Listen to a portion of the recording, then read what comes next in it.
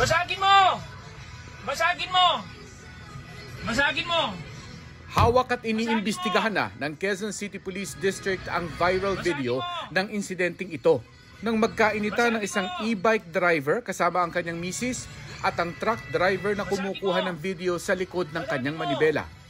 Maya-maya, kumuha ang e-bike driver ng martilyo at pinagpupukpok sa iba't ibang bahagi ng truck.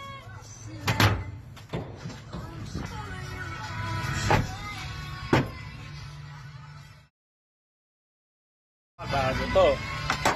Bago to. Tingnan natin ngayon tapang mo. Sikat ka na ngayon. Ayon sa QCPD, Biyernes ito naganap mag-aalas 4 ng hapon sa Sergeant Rivera Street, Quezon City.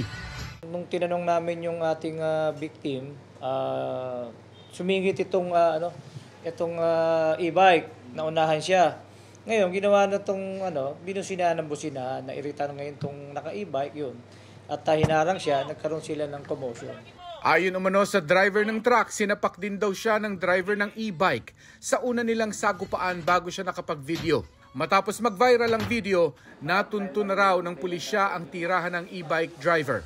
Problema niya, nagtatago siya ngayon. Sinamahan yung asawa niya sa pagtatago. Muling nagpapaalala ang pulisya na huwag magpadala sa init ng ulo dahil hindi mo alam kung saan ito pwedeng humantong. Tsaka kung sinagasaan sila nito, tapos, di ba? Malaki-laki ng truck niya di ba?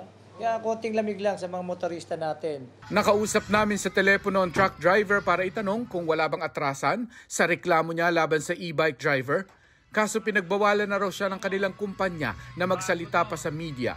Sinisikap din ng GMA Integrated News na makuha ang panig ng e-bike driver. Tignan natin ngayon yung tapang mo. Para sa GMA Integrated News, Mark Salazar, nakatutok 24 oras.